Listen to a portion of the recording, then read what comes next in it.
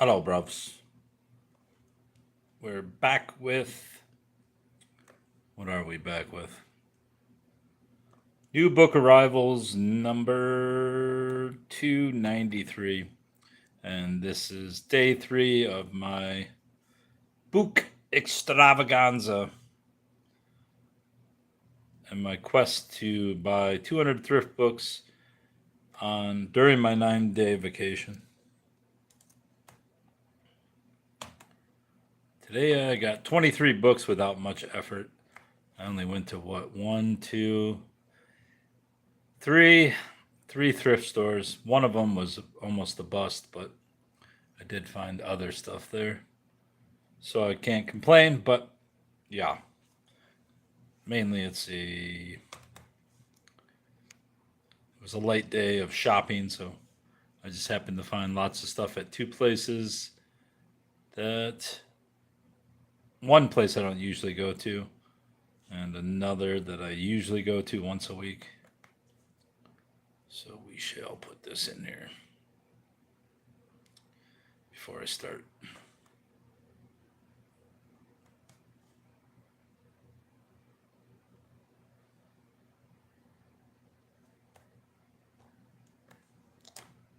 V, day 3 of my quest, and number 293.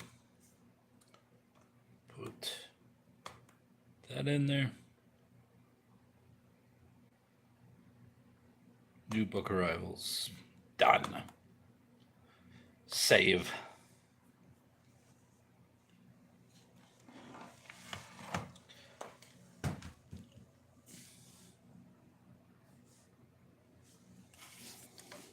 Original Gangsters. Tupac Shakur, Dr. Dre, Eazy-E, Ice Cube, and the Birth of West Coast Rap. A book I normally wouldn't have purchased, but since they were 25 cents, I said, why not? It's easily worth $5 or $6, but can't hurt to have it if I ever open a bookstore. My Detroit, growing up Greek and American in Motor City. Well, that's a fucking rough way of saying it. Growing up Greek and American in Motor City. The fuck did you self-publish this? Who is this guy? Dan Georgakis is a fellow. What's up, bruvs?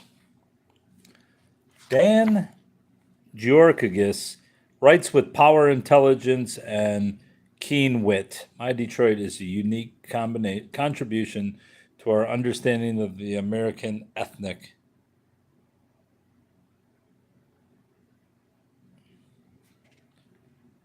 Right. This book is essential reading not only for Greek Americans, but for anyone who wants to know more about an important era in the history of Detroit. Do we want to know more about Detroit?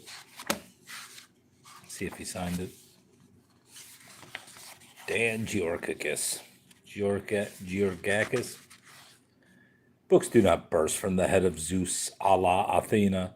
Numerous friends communicate with me regularly about Detroit, and I have hounded numerous others about their memories of the events related in this book. A few persons, however, require special mention. Don't give a shit about them. The Weather of the Heart, Madeline L'Angle. Madeline, is that how you say her name? L'Angle, is interested in mermaids and seraphim and Jacob and Moses and the angels who visited Abraham and in bodies and fire and blood and whales and George Herbert and in charity and sanctity and adoration of and laud and joy and in and everything, which is exactly what poets are interested in. Can't remember what the book names are of her famous books, but after Annunciation, this is the irrational season when love blooms, bright and wild. Had Mary been filled with reason, there'd have been no room for the child. From St. Luke's Hospital, Jacob, ballad.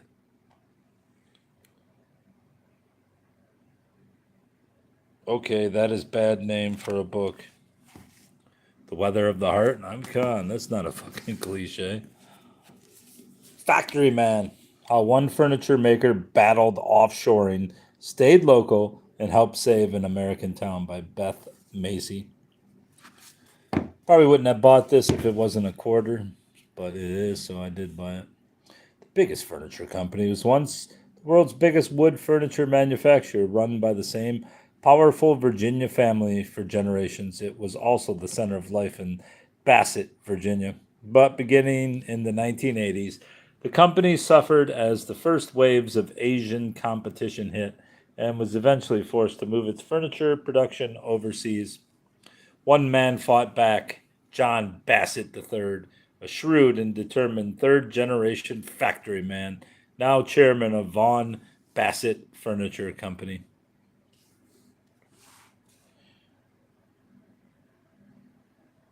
Do you have Hummingbird or Ogress and the Orphans? Never heard of it. Who's it by?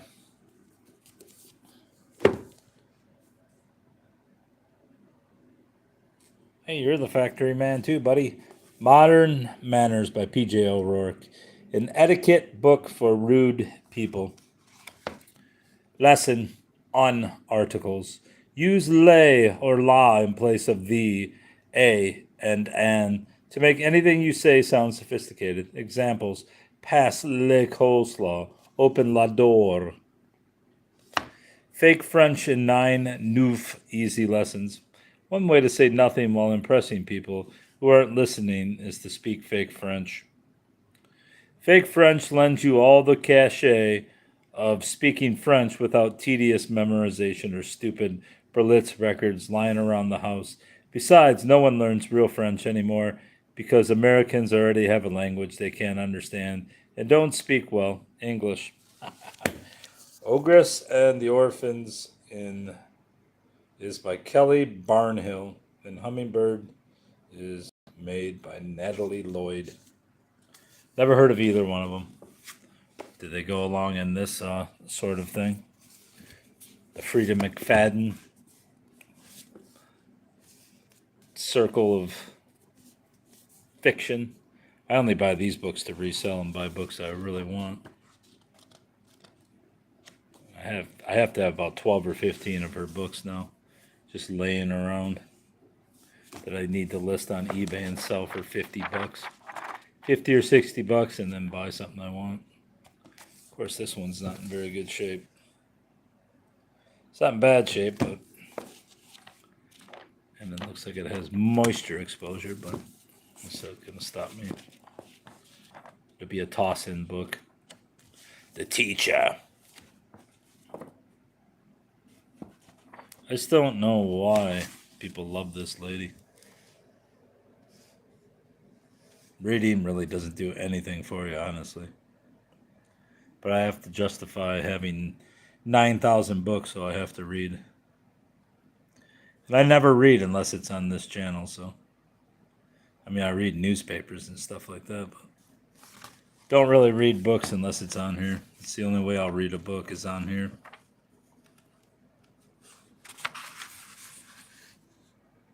It's my obligation to read. On a Quiet Street, Serafina Nova Glass, a fast-paced, highly enjoyable, and compulsive read by Hannah Mary McKinnon. Sounds like somebody you ever listened to in real life.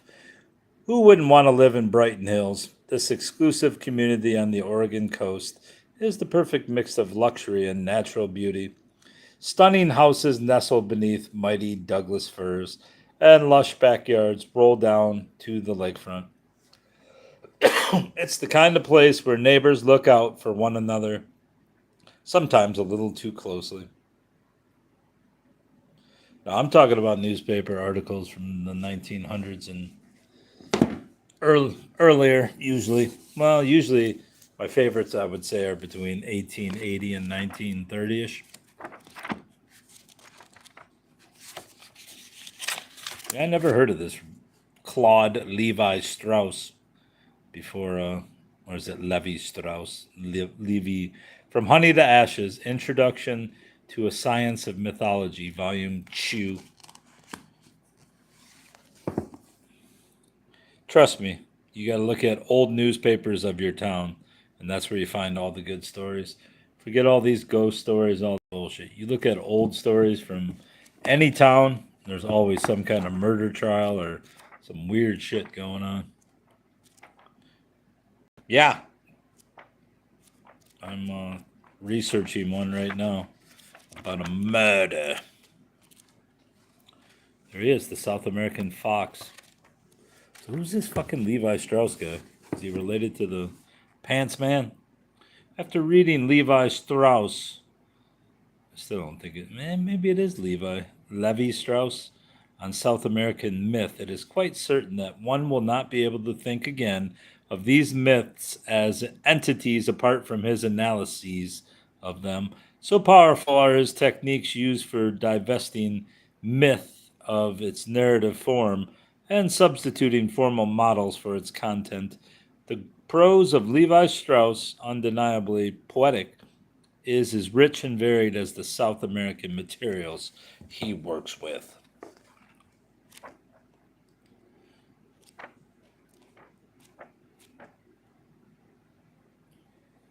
A long time ago, there was a woman who had become pregnant by the sun with twin children, Pia and Macunaima.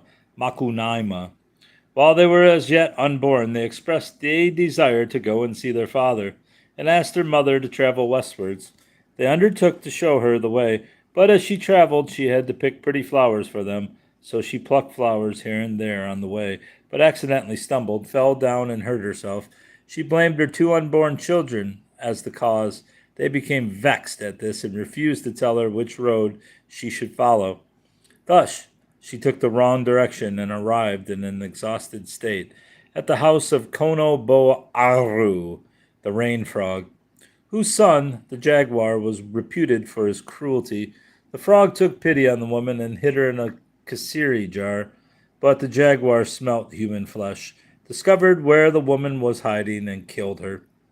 When he cut up the body, he discovered the twins and handed them over to his mother.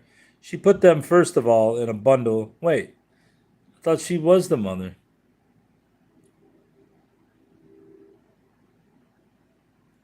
When he cut up the body, he discovered the twins and handed them over to his mother. She put them first of all in a bundle of cotton. So who the fuck did he kill then? I don't understand this shit. What the fuck? The frog took pity on the woman and hid her in a kasiri jar, but the jaguar smelt human flesh, discovered where the woman was hiding, and killed her. When he cut up the body, he discovered the twins and handed them over to his mother. She put them first of all in a bundle of cotton. The children grew quickly and reached man's size in a month. The frog then gave them bows and arrows and told them to go and kill the powis bird. Cracks spelling. I think that's what that means. Because it was this bird which had killed their mother. I thought it was the fucking jaguar killed them. What is this? The youths therefore went and shot powis and continued shooting them day after day. The last bird they were about to kill told them the truth. Oh, I see. And for this reason they spared his life. The two boys were very angry and made themselves new and stronger weapons, with which they killed the jaguar and his mother, the frog. What the fuck is this? What is this shit? The two lads now proceeded on their way and arrived at a clump of cotton trees. I'm like, Bomba Cassia? No doubt, in the center of which was a house occupied by a very old woman, really a frog, and where they took up their quarters. They went out hunting each day, and on their return found some baked manioc. They could see no field anywhere about, so they kept a watch on the old woman and discovered that she extracted starch from a white spot on her shoulders. Refusing all food, the brothers invited the frog to lie down on some cotton, which they teased out on the floor. Then they set fire to it. The frog's skin was scorched so dreadfully as to give it the wrinkled and rough appearance it now bears. Pia and Makunaima next continued their travels to meet their father. They spent 3 days at the house of a female tapir. On the third evening, the tapir returned looking very sleek and fat. The boys followed her tracks, which they traced to a plum tree. This they shook so violently as to make all the fruit, both ripe and unripe, fall to the ground. The tapir was disgusted to find all her food wasted, beat both boys, and cleared off. The boys started in pursuit and tracked her for a whole day. At last they caught up with her and agreed on what tactics they should follow. Makunaima was to wheel round in front and drive the creature back, and as he passed, let fly a harpoon arrow into it. The rope, however, got in the way of Makunaima as he was passing in front and cut his leg off. On a clear night, you can still see them. There is Tapir, Hyades, Makunaima, Pleiades, and below is the severed leg, Orion's belt. That was a bizarre fucking story, I gotta tell you. These kids, as infants, not even infants, they were, what do they call them? Oh, fuck, they call that now. It's always the big argument. They're not children, they're fetuses. These fetuses could fucking give you directions.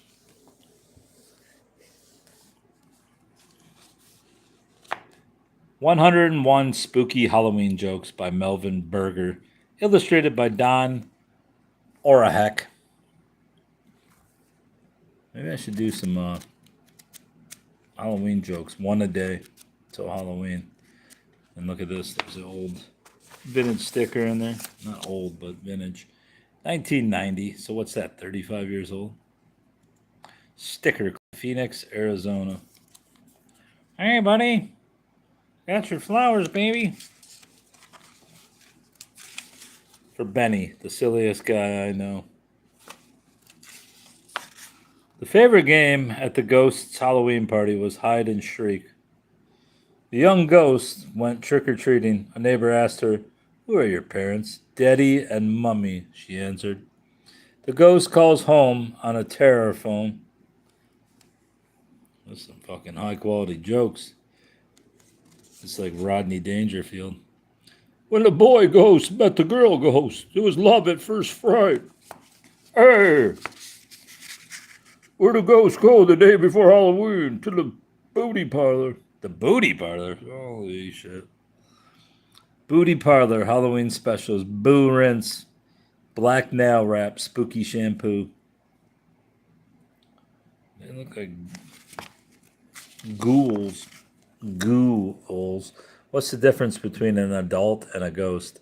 One is all grown, the other is all grown. Oh. One ghost asked another, "Do you believe in people?" I don't. The ghost's favorite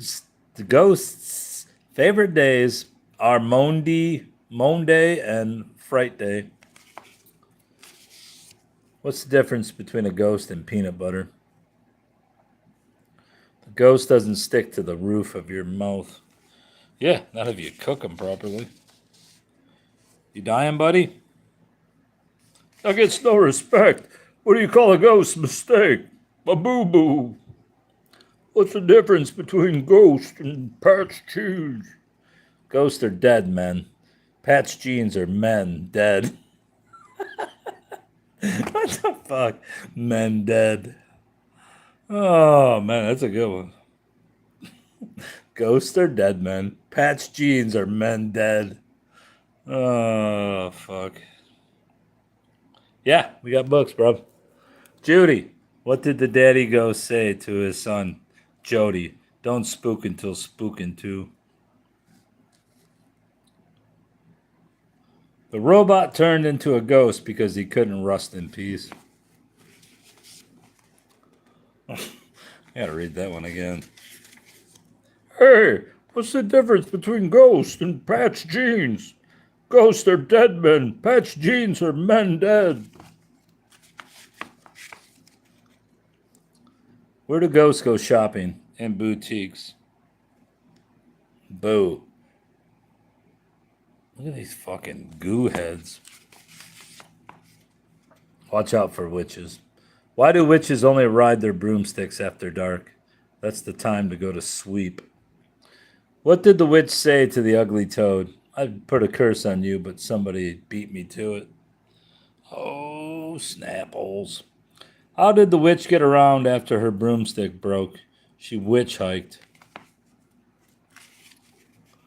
How can you make a witch scratch? Take away the W. Why do witches ride broomsticks? Because they don't have bikes. Almost sound like Andrew Dice Clay. Advice to a witch on a broomstick. Don't fly off the handle. What is the difference between a witch and casts? One casts spells, the other spells casts. That one's not as good as the other one. What's that say? Boover vacuum? Sam, why do witches fly on brooms? Pam, because vacuum cleaner cords are not long enough.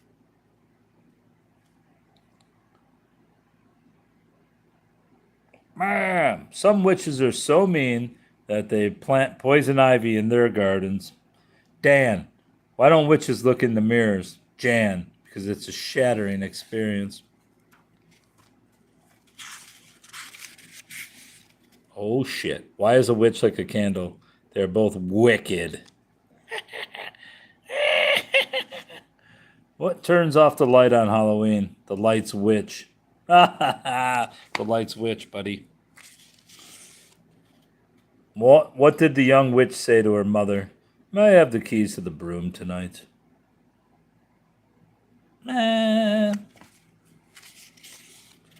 Why does a witch wear a pointed black hat? To keep her head warm. The fuck does that mean?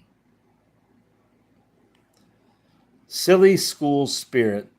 Why are teachers happy on Halloween? Because there's lots of school spirit. Yeah. A few days after Halloween, Sally came home with a bad report card. Her mother asked why her grades were so low. Sally answered, because everything is marked down after holidays. Mom ain't having that shit. Peter, what subject do witches like best? Paula, spelling. On the morning of Halloween, the teacher told the class, we'll have only half a day of school this morning. The children cheered. Then she said, and we'll have the second half this afternoon. This time the children moaned. Party time. Whom did the ghost invite to his party? Anyone he could dig up. First ghost, do you need glasses? Second ghost, no, I'll drink right out of the bottle.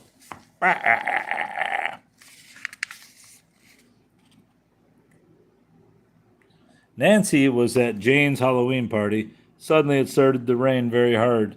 Jane asked Nancy if she would like to sleep over. Nancy said yes. Later, Jane saw that Nancy was soaking wet. What happened? She asked. I went home to get my pajamas, replied Nancy. The fuck does that even mean? It's not even a joke, buddy. Near the end of her party, Carol said, everyone take off your masks. That made Jack feel bad. He wasn't wearing a mask. At the class Halloween party, Sandy said to Mandy, is this apple cider? It tastes like gasoline. No, that's not apple cider, said Mandy. The apple cider tastes like soap.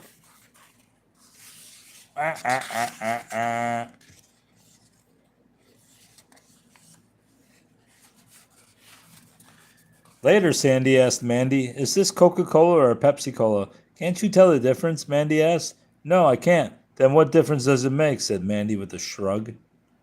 Jean, everyone was tickled by the fried chicken they served at the Halloween party. Why? Jean, because the feathers were still on the chicken. Two friends at a Halloween party came dressed as a duck and a cow. A boy in a King Kong costume started to chase them. I want a quacker and milk, he said. These are getting worse as they go along. Weird menus. What do ghosts eat for breakfast on Halloween? Shrouded wheat, ghost toasties, scream of wheat, Terry fried eggs, Rice creepies. What do witches dine on at Halloween? Spooketti, Halloweenies, devil's food cake, boo, berry pie. I think we need to move on from this book. When is it bad luck to meet a cat? When you're a goddamn mouse. Why does that fucking cat look like Fred Flintstone? Alright, that book's failed at this point. Gods, Graves, and Scholars by C.W. Serem. The Story of Archaeology. I believe I have at least 3 or 4 editions of this shit.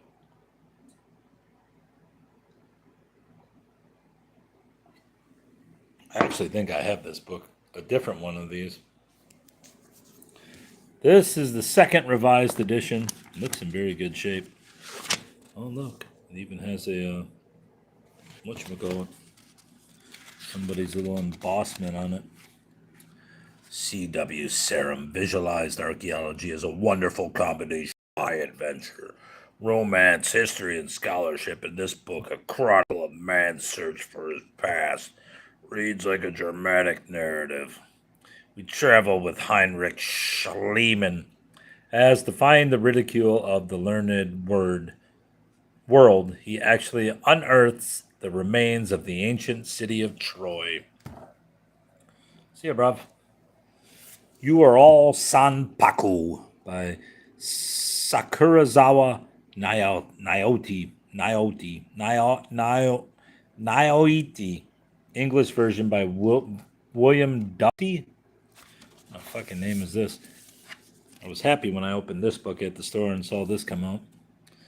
Lisa Fryer, Psychic Tarot. Someone call her right now. See if she answers. 248-547-8227. It says it on the back, I believe. Where the hell was it? This book introduced 2 new words into our vocabulary. The first, a well-known Japanese term, sanpaku, describes a condition in which the white of the eye can be seen between the pupil and the lower lid as the subject gazes directly forward. This, we quickly learned, connotes a grave state of physical and spiritual imbalance. The sanpaku is out of touch with himself, his body, and the natural forces of the universe. Symptomatically, sanpaku can be recognized by chronic fatigue, low sexual vitality, poor instinctive reactions, bad humor,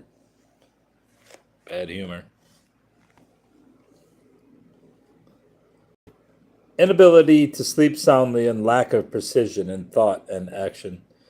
Macrobiotics, our second term, and one which quickly became part of the English language, is the simple natural means of correcting the dangerous sanpaku condition and creating a state of health, harmony, and well-being within and without.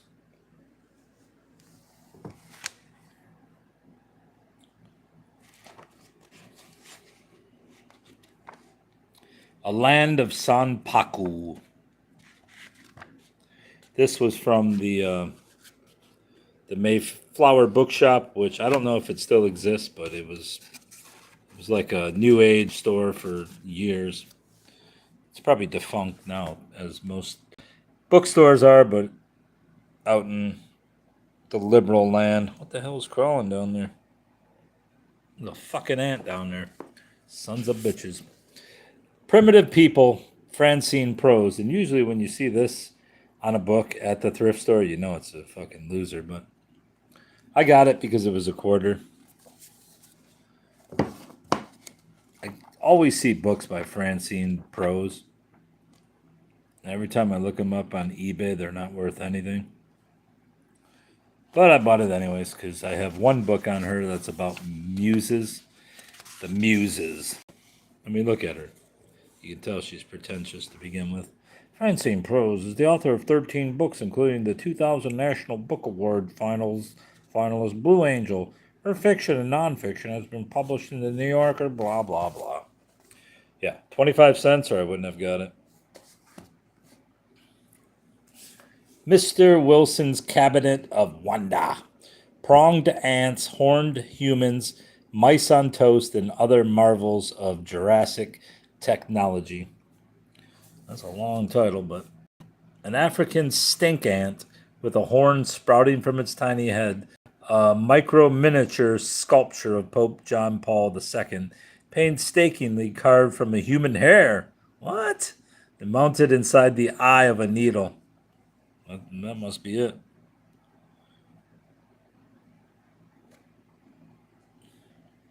A rare specimen of the bat known as the piercing devil, embedded in a wall of solid lead. These are some of the things you'll find at David Wilson's Museum of Jurassic Technology, a storefront operation on the west side of Los Angeles that seeks to reacquaint patrons with their innate sense of wonder, not least of all by making them question which of its exhibits is in fact real. Yeah. Garns and Bobo. That's why I always like these. It's usually like a hot 23-year-old, and she's like, "I'm going out a book. I'm going to get some books. What's a book haul?" And then she goes to fucking Barnes and Nobles and spends $200 on a bunch of fucking Colleen Hoover books that I buy at the store for what I pay for this one, 99 cents, and then I sell it online for like $8.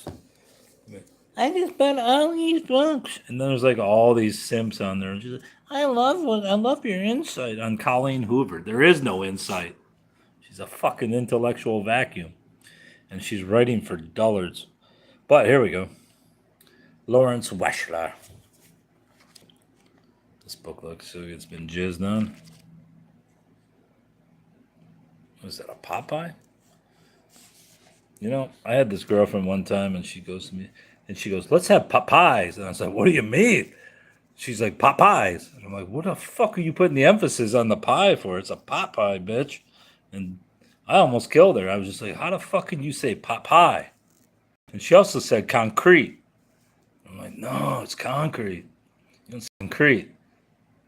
She's like, "What are you saying?" Yeah, pot pie and concrete. I'm like, "What are you fucking saying, woman?" And one of the last times I saw her, she was arguing with me about something. I just dropped her off on the side of the road. I said, "Get the fuck out."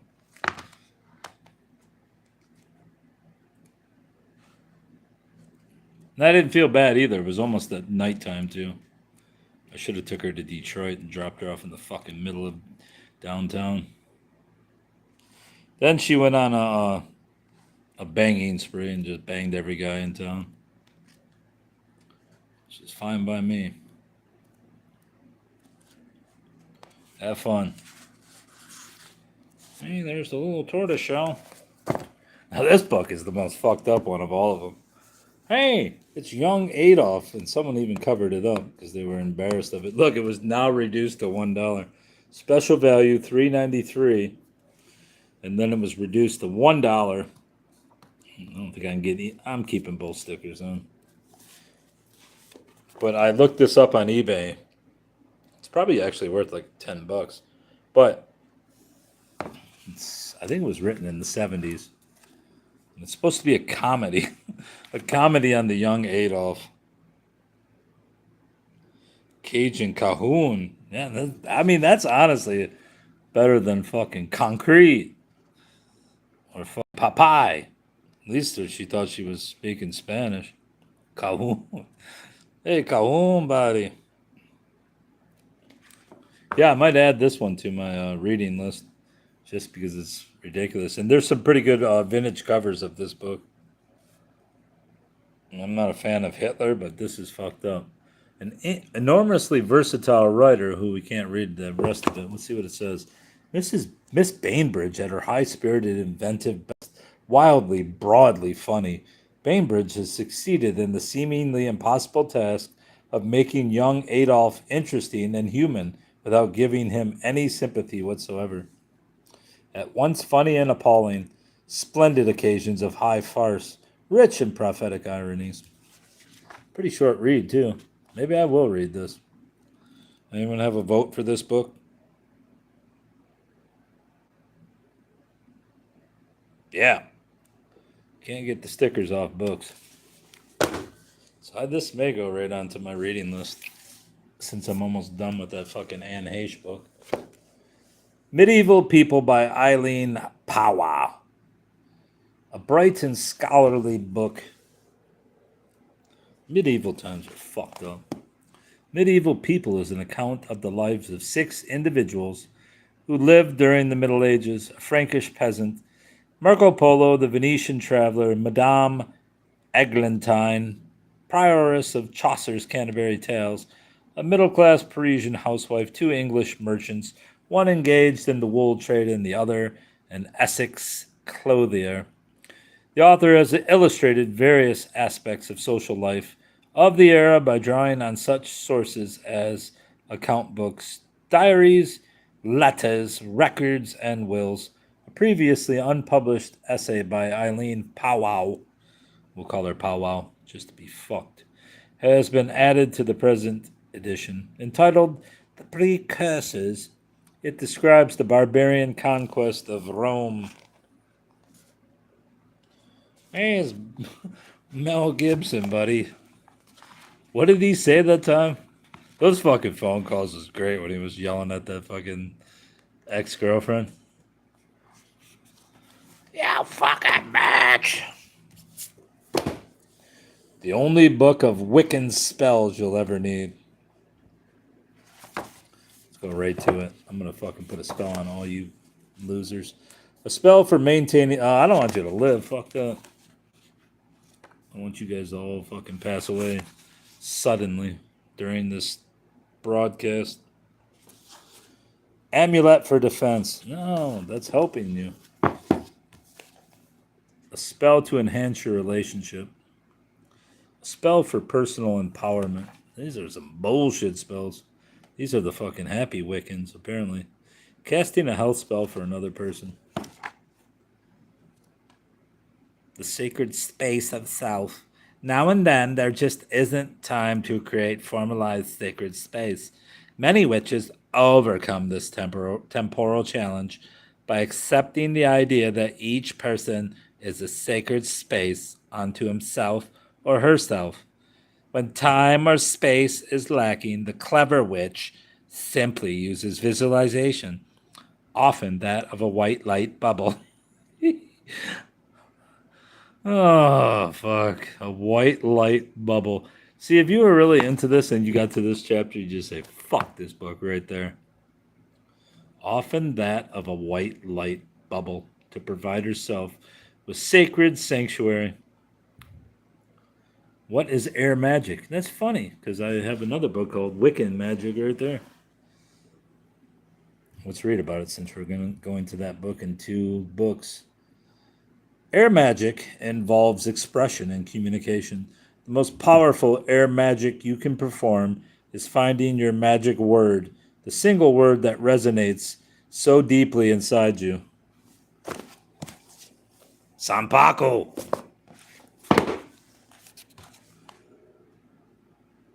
That you can feel it racing through your bones. Once you find the word, you can use it to focus your personal power during magical practice, or even to mitigate stress and anxiety anywhere, at any time.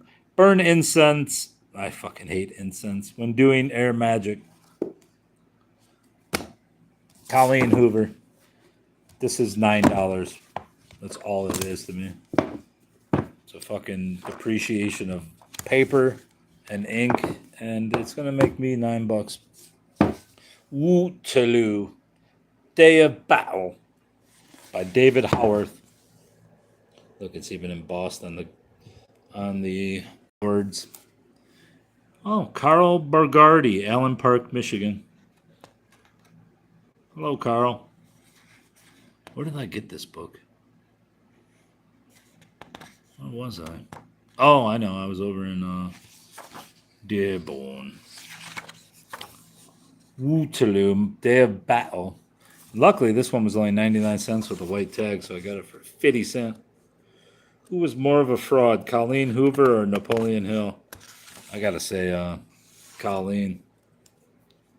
Napoleon Hill, apparently, what record did I listen to? It was that fucking Glenn. What was his name? Glenn Turner. He said Napoleon Hill was the number one influence in making him rich. So that's testimony right there, buddy. 1969, David Howarth. After the publication of so many accounts of the Battle of the 18th of June, it may fairly be asked on what grounds I expect to awaken fresh interest in a subject so long before the public. This was written by Sergeant Major Edward Cotton in the preface of his book about Waterloo, which was published over 100 years ago.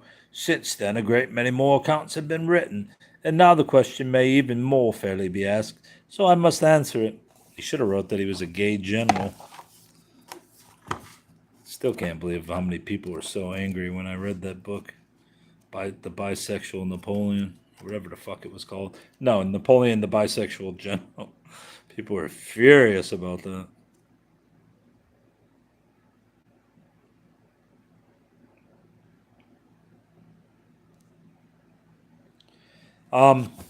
Talking about the Battle of Waterloo, which is the topic of this book, but I have a book which is right over there on that shelf. Oh, why is it so blurry?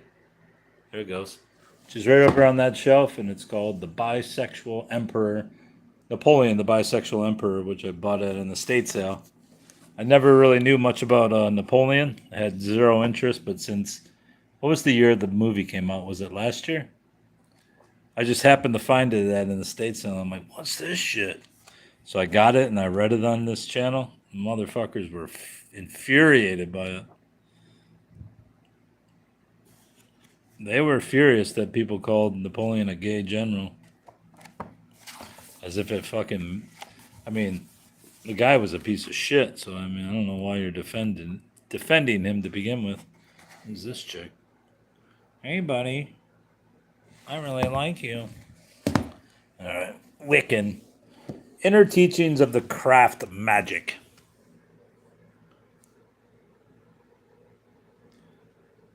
Was he gay? Well, here's the thing from what I took from the book, that he had a micro penis, but he also had affairs with dozens of women. So why would you have an affair an ongoing affair with a guy with a micro penis just because he was Napoleon?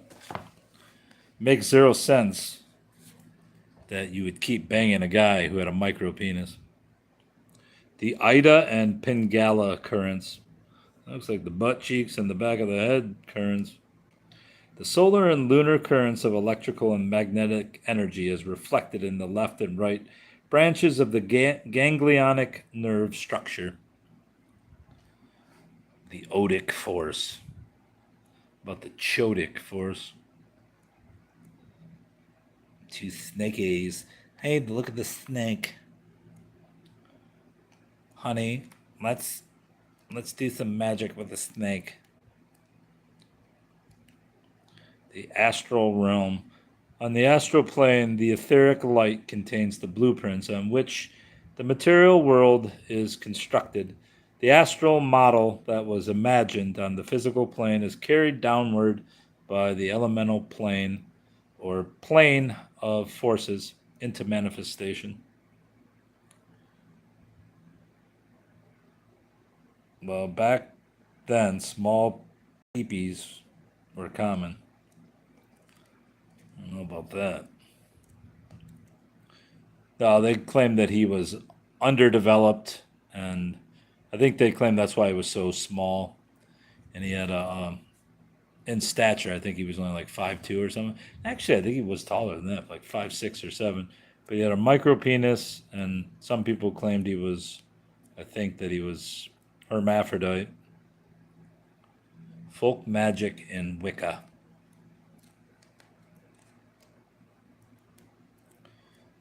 Craziest thing I read was, what was it? He pulled people's ears. He would just grab them by the fucking ears. Just started snagging their ear and fucking tugging them. Tales. This is just a weird fucking title. Tales and the Raven and Other Poems. I want you to say Tales and Poems, including the Raven. Tales and the Raven and Other Poems. Edgar Allan Poe. Introduction by J.B. Hubble. Is that like J.B. Beavis? The texts of the first printings. Charles E. Merrill Program in American Literature. Charles E. Merrill Standard Editions. What year is this? Looks 60s or 70s. Probably going to be the 80s. No, it's looking 69-ish. 1969. American Renaissance. One day, our day of dependence, our long apprenticeship to the learning of other lands draws to a close. Who can doubt that poetry will revive and lead in a new age? I'm going to tell you what, Ralph, it hasn't, and it won't. Poetry has gotten so bad that guys like Charles Bukowski are thought of as great fucking poets. And he was better than most of the moderns, so I won't begrudge him that, but to say he's a great poet is fucking astounding.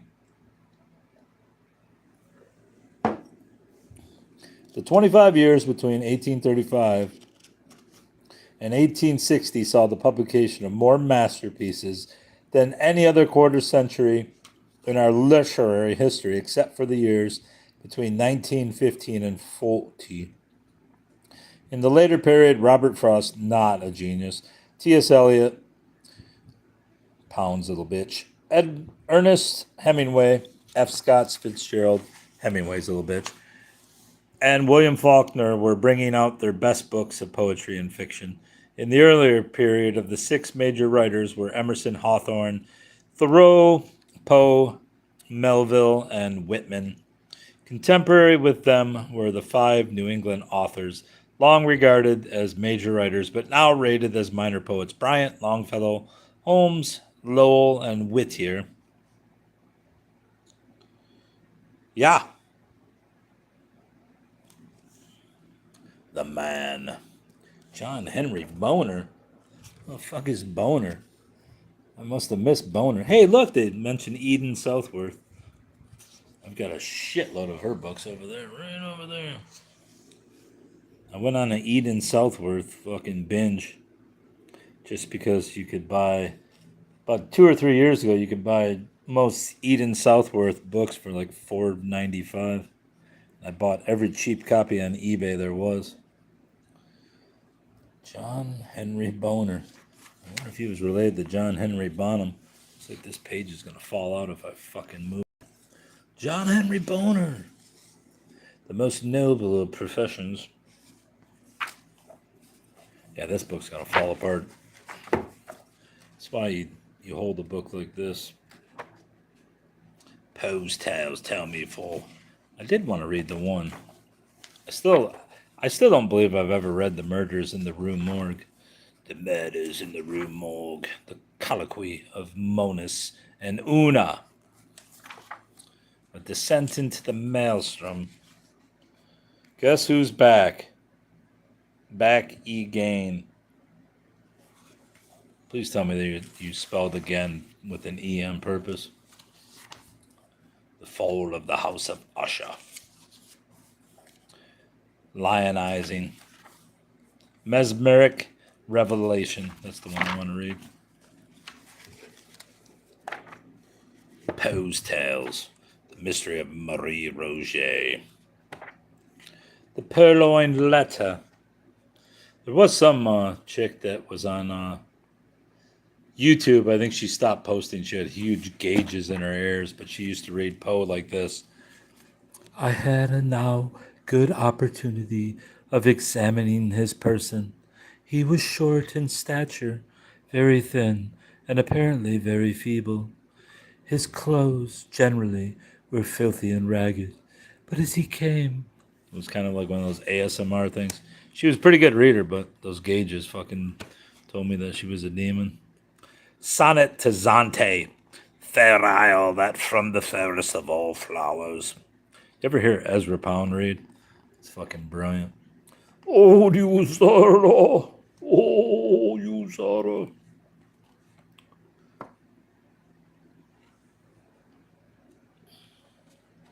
The Raven.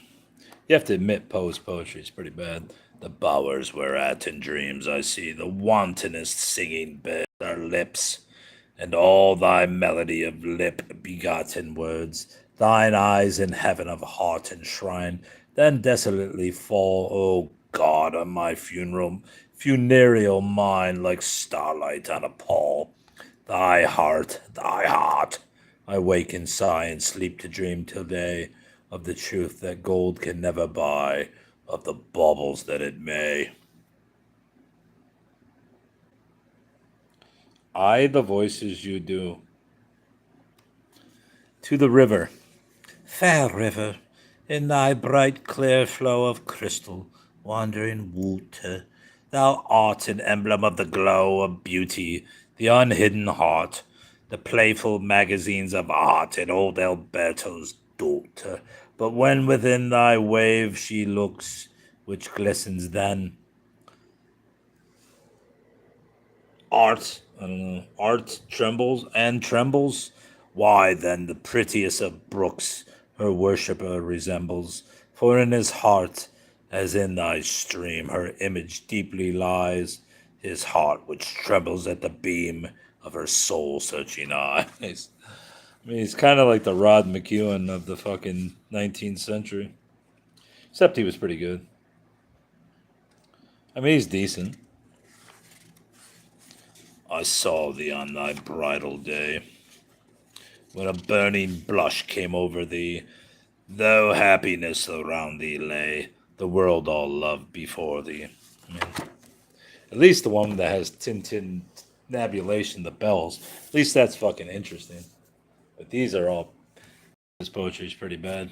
Last book we have here is Al Ghazali, The Remembrance of Death and the Afterlife, Kitab Dicker, El Mot Wama, Badahu. Book, what is XL? Extra large. What is the Roman numeral XL? Of the revival of the religious sciences. Ilya Kuliam Adin. Speaking of Ilya, did you see that Ilya Olmar is worth like 30 million already? I mean, goddamn. We really need to shut the government down completely. This book has some value, so I might sell it. Islamic Text Society. I was complaining a couple weeks ago I never find any Arab books about Arabs. Well, this one store I go to, the one where I got this at, Step Thrift Store, they have a bunch of books about Arabs, but they're all in fucking Arabic.